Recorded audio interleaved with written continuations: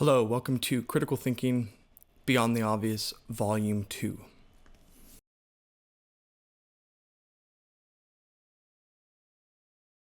Author acknowledges no conflict of interest. The author declares that no financial or personal interests exist that can potentially bias or influence the content of this manuscript.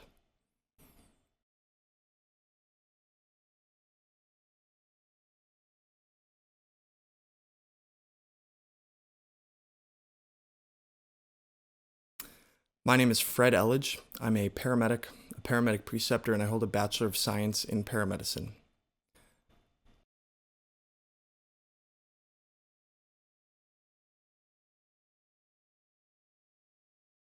CE Solutions affirms the instructor's competence in delivering instruction on this specific topic.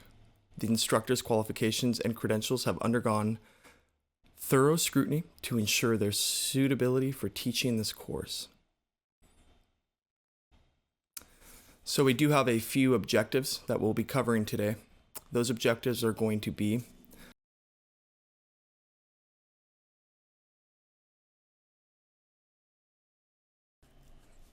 apply critical thinking to choose appropriate diagnostics and therapies.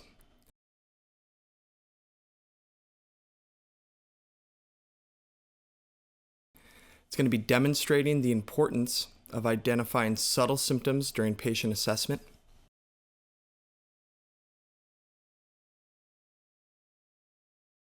Distinguish facts from opinions in patient assessment.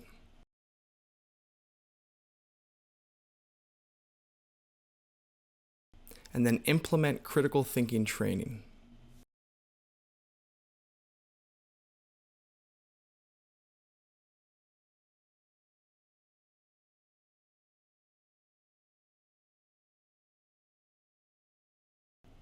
So the first part we'll be going over this is going to be the understanding of diagnostic processes, the implementing of appropriate therapies, and then the role of technology in diagnostics and therapies.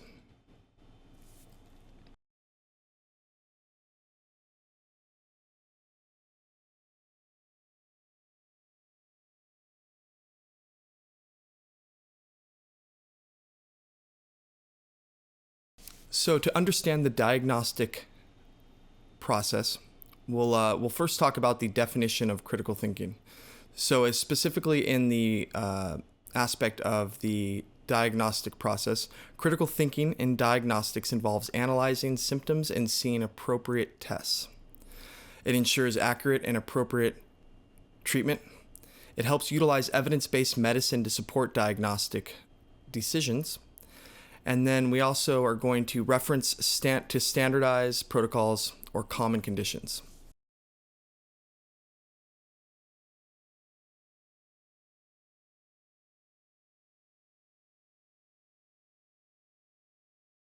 We have some differential diagnoses, which is considering multiple possibilities or conditions.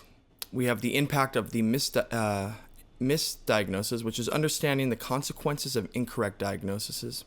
And then continuous learning, which is important to stay updated with the latest diagnostic methods.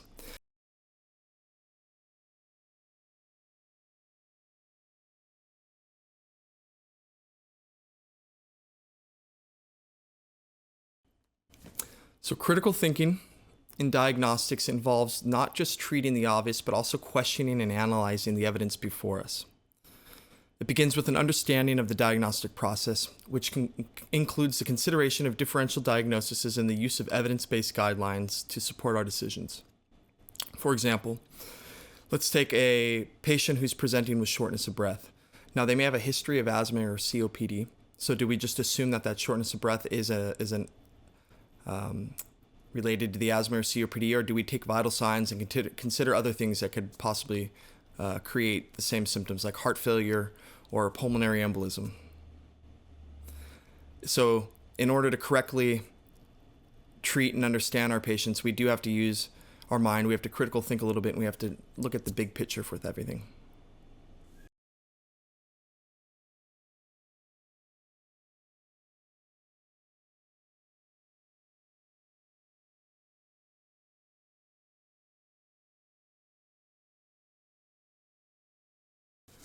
So now we'll be talking about implementing appropriate therapies.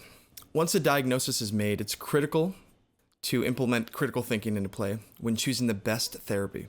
This requires a risk-benefit analysis for every treatment we consider. For example, someone who may be having chest pain, we'd assume that nitroglycerin would probably be the best treatment.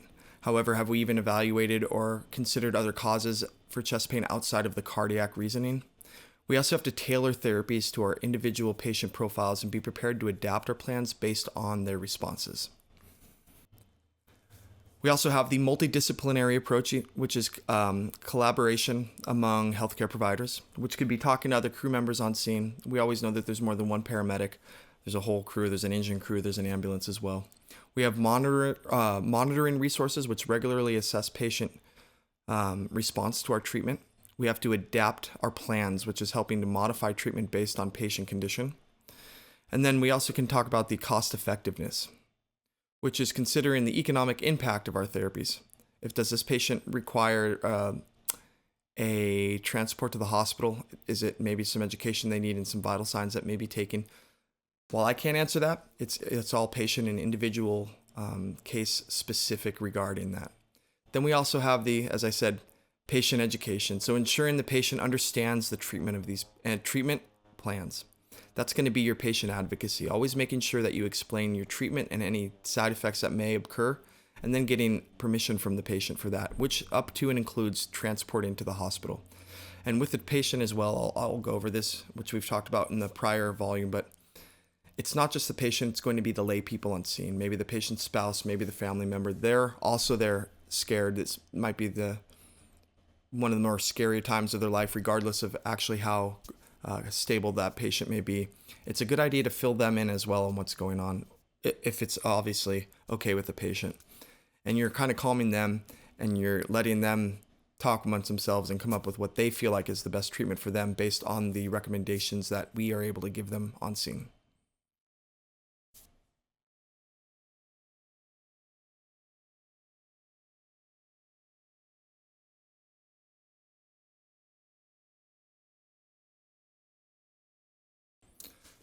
So next we have the role of technology in diagnostics and therapies. So with that is going to be the role of modern tools in diagnostics like MRIs, CT scans, as well as ultrasound imaging, especially in the field in some systems. We have the integration of that, which is going to be combining technology with clinical judgment. There is some AI medicine, which is the impact of artificial intelligence on diagnostics and treatment selection, as well as the ethical obligations that might come along with that. Then we have some data analysis, which is utilizing big data for better treatment and outcomes. We have telemedicine, which is remote diagnostics and therapies, therapy management. We have the challenges, which is potential pitfalls over the reliance of technology. As we always say, treat the patient, not the vitals or what the monitor is showing. We have ethical considerations, which is balancing technology with the patient rights. And then we also have some future trends that can be coming, which is emerging technologies in diagnostics and therapies. So technology is an invaluable tool in EMS. Like EKGs, pulse oximetry, and capnography provide us with vital information, but we may never solely rely on technology. Clinical judgment still plays a key role. For instance, a normal oxygen saturation reading doesn't rule out carbon monoxide poisoning. Also, as I said, it's a good idea to consider the ethical implications of AI when it comes to diagnostics and treatment, as that might be something we're going to see more and more in the future. And we need to make sure that we feel like the patient is being protected with their own rights, and we are still becoming an advocate for them in every aspect, regardless of technological advancement or not. So we'll have a little bit of an overview of what we just kind of went over. So we talked about the definition and the importance of critical thinking, which is applying critical thinking to diagnostics and therapies involving the care and evaluation of critical evidence, patient history, and symptoms to choose the most appropriate tests and treatments. Critical thinking in diagnostic therapies is essential for enhancing the accuracy of diagnostics by considering all relevant information. selecting the most effective and individualized treatment plans for patients, and reducing the likelihood of misdiagnosis and inappropriate therapy. We also have with that is the components that we kind of touched on, which is going to be our analytical skills, which is the ability to systematically assess patient data. We have our clinical judgment, which is utilizing experience and evidence-based guidelines. And then we also have communication, ensuring clear information exchange amongst healthcare teams. And then with that, we have the patient involvement. So it's engaging patients and their care decisions to improve adherence and outcomes. And then the impact on the patient care is going to be improved outcomes, and that's done with better diagnostic accuracy, which leads to more targeted and effective treatments. We have resource optimization, which is efficient use of the medical resources through testing and treatment selection.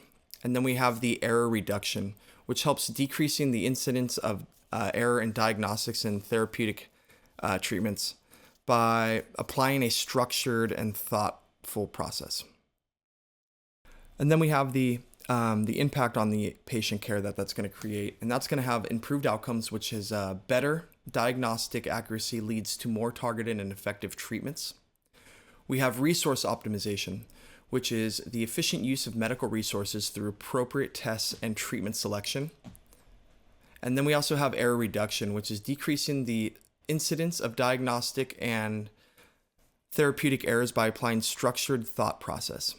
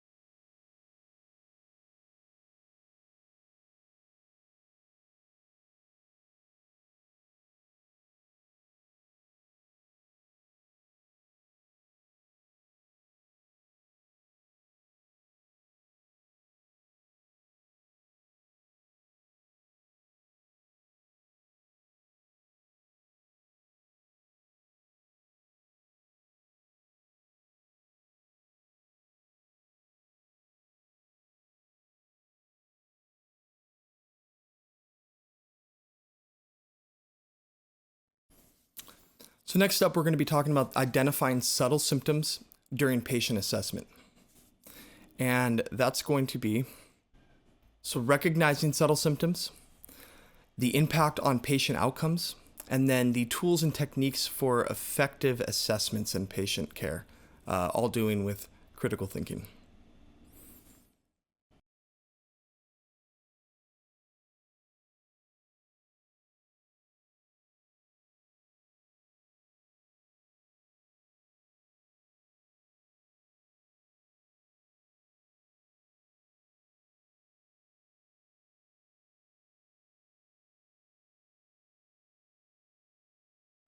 Critical thinking is especially important when identifying subtle symptoms that could be missed during a routine assessment. For instance, a change in mental status or skin temperature could easily be the early signs of sepsis, when, if not caught early, can lead to worse outcomes.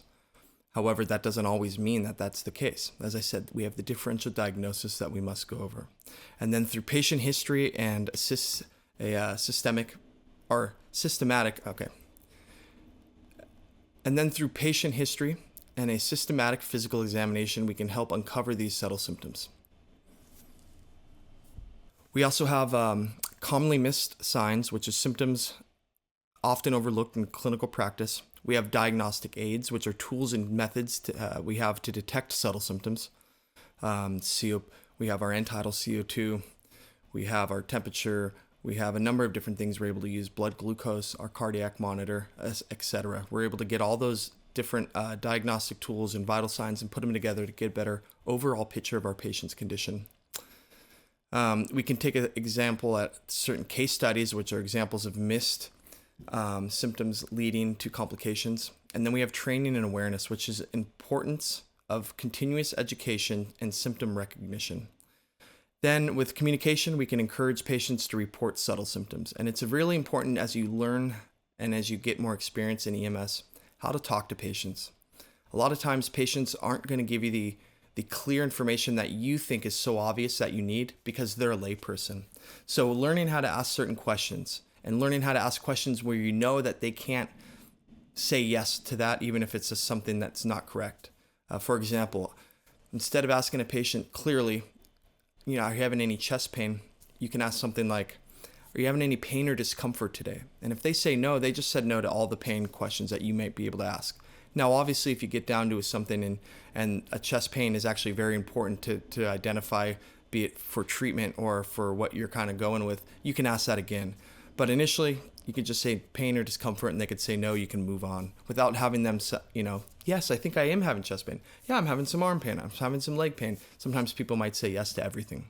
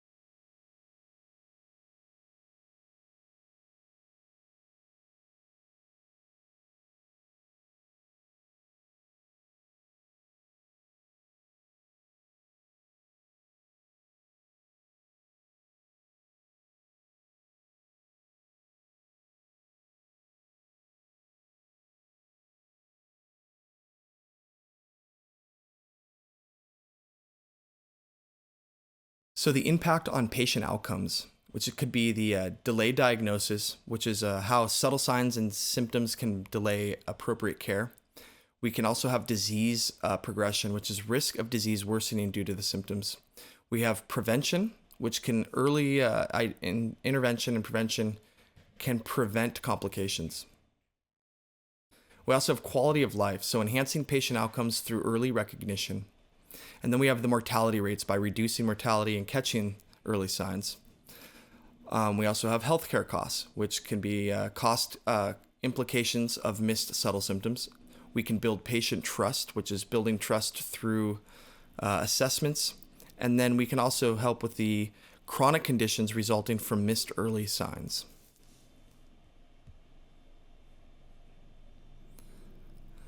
So as I said, the ability to recognize these subtle symptoms drastically change the patient outcomes. Early intervention of these prevent the progression of life-threatening conditions. For example, early detection of a STEMI or a stroke can make the difference between life and death. By identifying these symptoms early, we not only improve the survival rates, but we also enhance patient trust and satisfaction with our care that they received.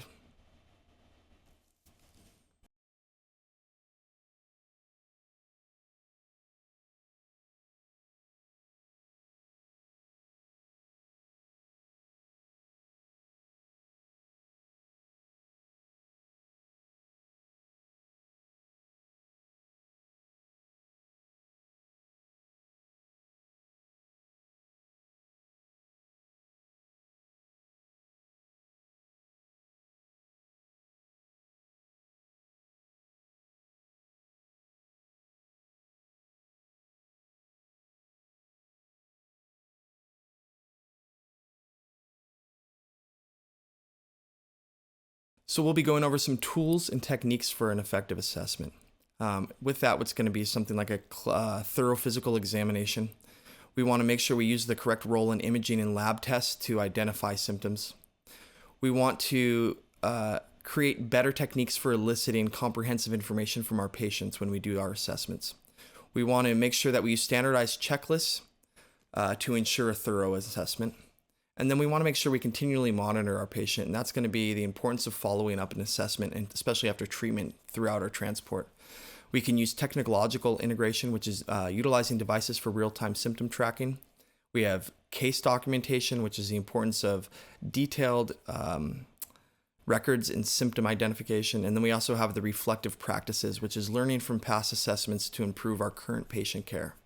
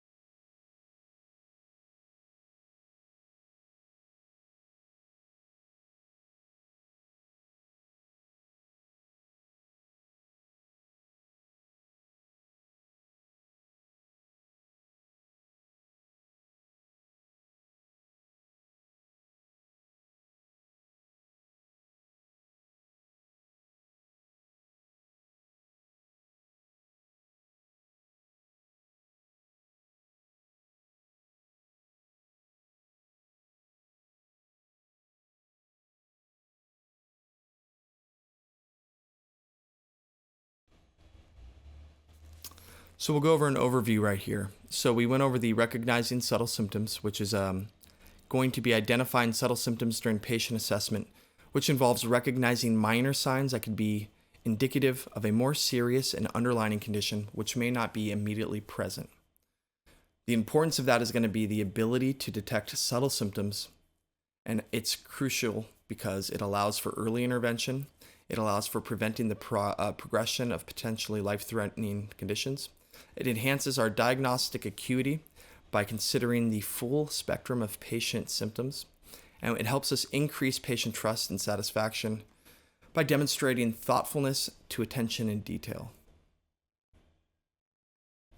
Some of those key components are going to be detailed assessment, which performing comprehensive evaluations to uncover hidden symptoms.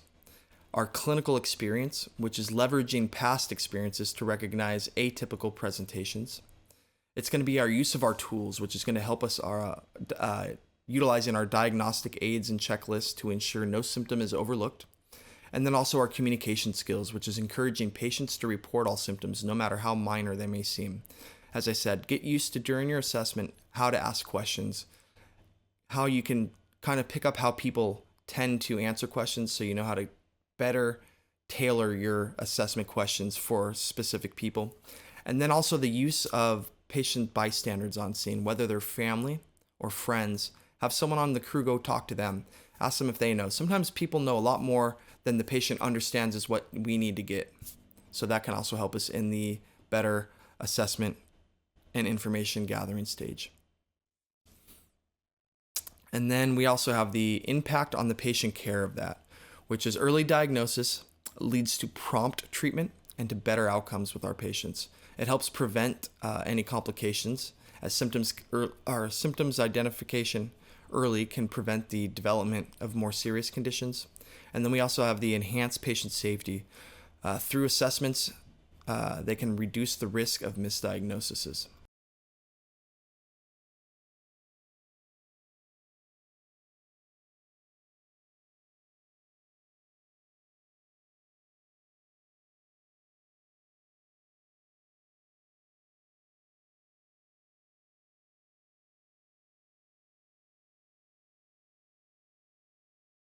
So next we'll be going over distinguishing facts from opinions in the patient assessment, and that's going to be broken into a few parts, which are going to be identifying objective data, the role of subjectivity in patient care, and then the enhancing objectivity in assessments.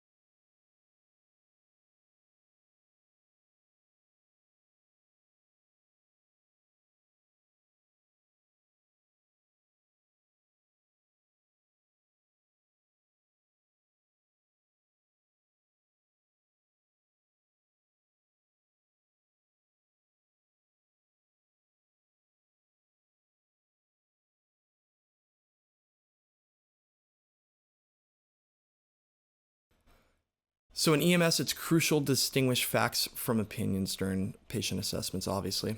Facts are objective, verifiable data, while opinions might be from a patient's description of symptoms or even their own biases. For example, if a patient reports as the worst chest pain ever, It's important to assess his within the context of the objective data as vital signs and clinical presentations before jumping to any conclusions. We always have our pain scale. We also have things like how's the patient, is he grimacing, is he guarding, things like that. Evidence-based practice is another key component we can use, which is an emphasis on using scientifically validated information. We have common misconceptions, which is differentiating between widely held beliefs and facts. And then we also have the importance of recording factual information with our documentation. We need to avoid biases, which can be something like training recognition to mitigate personal biases. And then we also have peer review, which is considering collaborating with colleagues to verify facts. And that's going to be our crew. We can do a face-to-face with whoever's getting our information from bystanders or family. We can kind of talk to them, have a rundown, and then we can kind of make a decision based on the crew. There's not one sole person, luckily, on any EMS crew, so we have multiple people there to kind of bounce things off of. And then the clarifying facts and opinions in discussions with our patients when it comes to our patient communication. And that's, as we've talked about, the clear role in communication and appropriate question asking to obtain that information. I do want to touch on the bias aspect here for a second, because bias in decision making is a natural human tendency. However, in healthcare, it can lead to dangerous outcomes. So if we adhere to evidence-based practices using checklists, engaging in peer reviews, we can ensure that objectivity and balanced approach. It's essential that we also educate patients about the difference between their perceptions of care and the clinical reality of their conditions.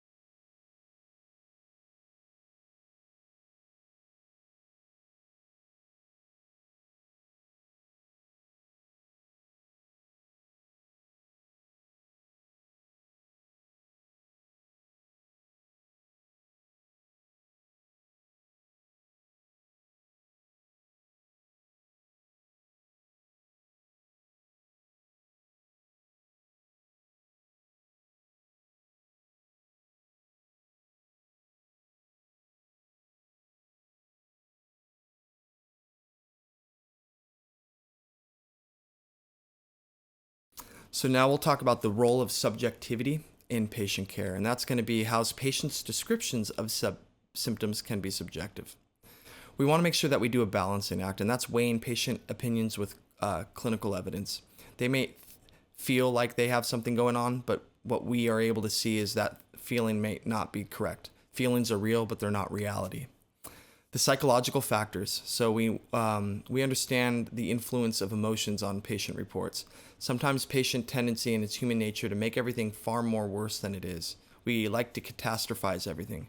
So as I was talking about earlier, it's important to learn how to ask specific questions in order to tailor your assessment to obtain information the correct way without it being diluted or made worse than it might actually be by that patient or family member that we're getting information from.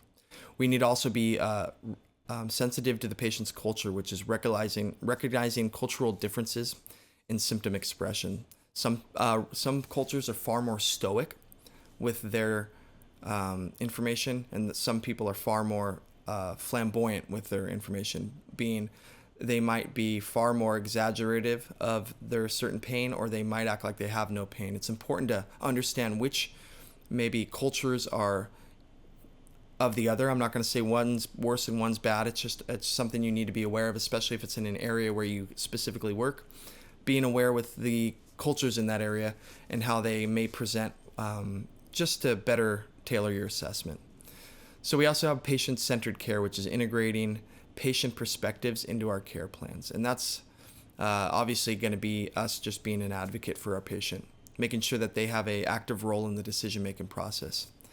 We also wanted to align the patient's opinions with realistic outcomes by managing those expectations. And that's going to be just being honest with them, giving them what you think this might be, given what the probably is going to be happening if they go to the hospital, and then suggesting your proper treatment or transport. We also want to address the disagreements between patient opinions and medical facts for some conflict resolution, and then educate those patients. And that's going to be helping patients understand the difference between the facts and opinions on their care. Might be something as simple as just correcting a preconceived notion they may have that is incorrect, and then showing them vital signs as well as what you're seeing and why you think this way, and why it's something you can do continually over the response and during the transport time.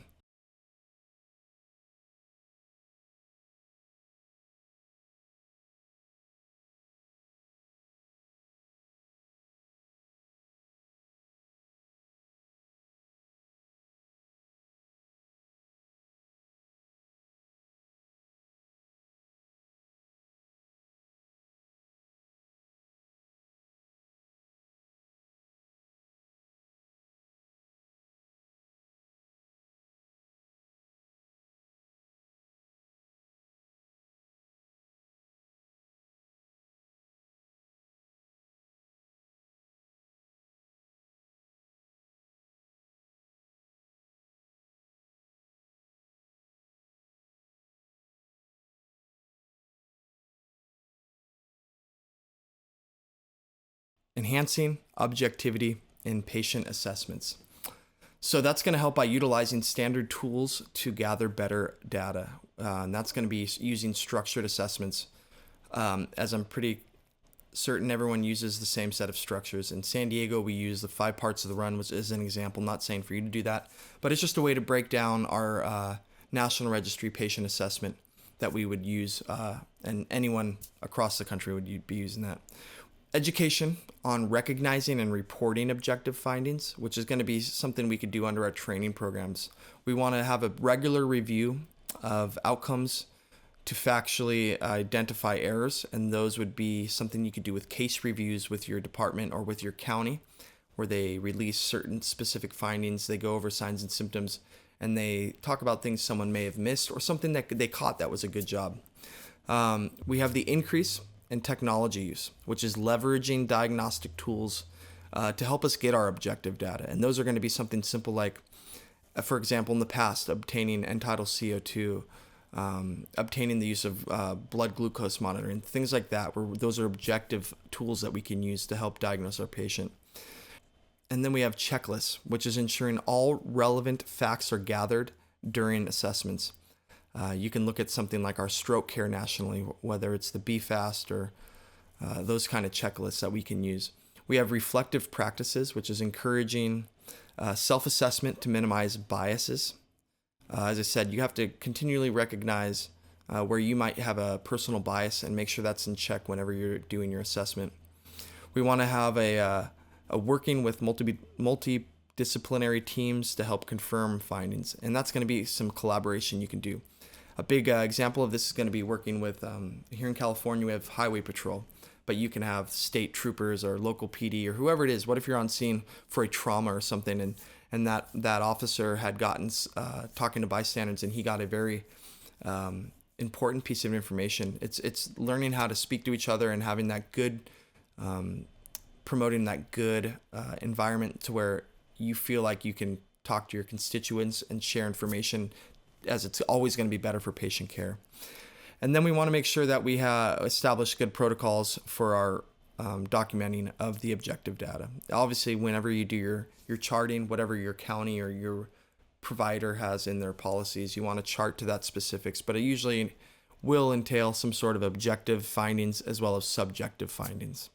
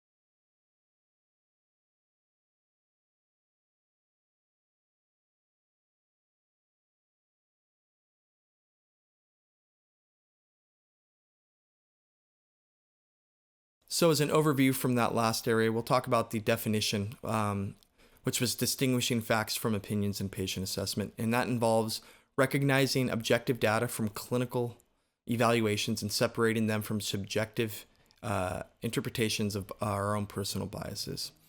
It's a skill that's vital for ensuring patient care and decisions based on solid objective evidence rather than assumptions or personal beliefs. We have improving our diagnostic accuracy by focusing on verifiable information, as well as enhancing patient communication by clarifying the difference between what is known and what is interpreted.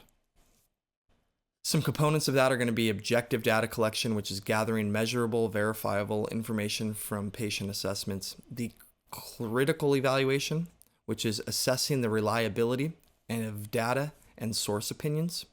And then the identifying and mitigating personal biases in clinical decision making.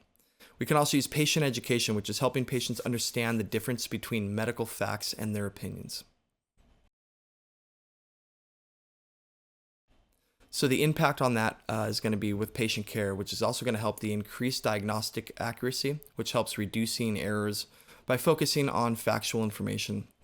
We have the enhanced patient trust, which is helping to build confidence in the care provided by us due to communication and checking our biases before we make our decisions.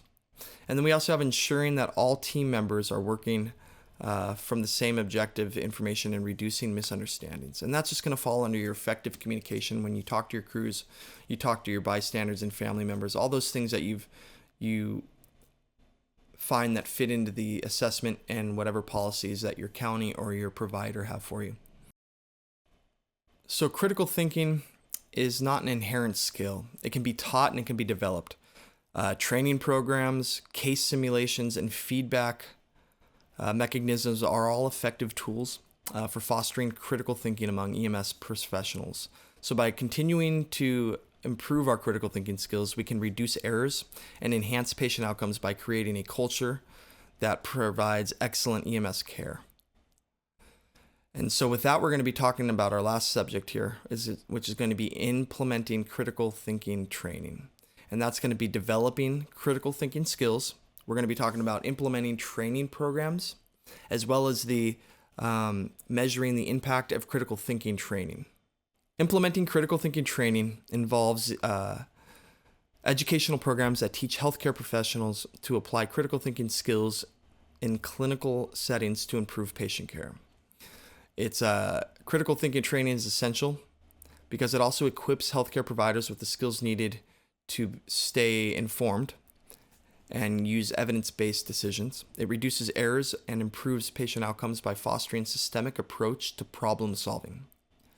It also encourages continuous professional development and lifelong learning. We have different components also of critical thinking training, which can be structured training programs, which are courses and workshops focused on critical thinking and skills. We have simulation exercises, which are practical scenarios that allow healthcare members to practice and refine their decision-making skills. And then we have feedback mechanisms, which are regular reviews and assessments to ensure continuous improvement. And then we have interdisciplinary learning, which is collaboration across different healthcare specialties to broaden perspectives and to enhance critical thinking. That's going to be our enrichment. What happens when the patient has a stroke? What are they doing for that patient in the hospital? Oh, they're going to be doing this, this, and this. That can help tailor how we do our assessment in the field to better create a cohesion when we get to the hospital where they're able to receive the care they properly need. We also have the impact on that patient care, which is going to be improved decision-making, which leads to more accurate and effective patient care. We have error reduction, which fosters a culture of critical evaluation and reducing the likelihood of mistakes because of that. And we have the increased professional competence, which helps build our confidence and our competence among other healthcare providers, improving overall care ability.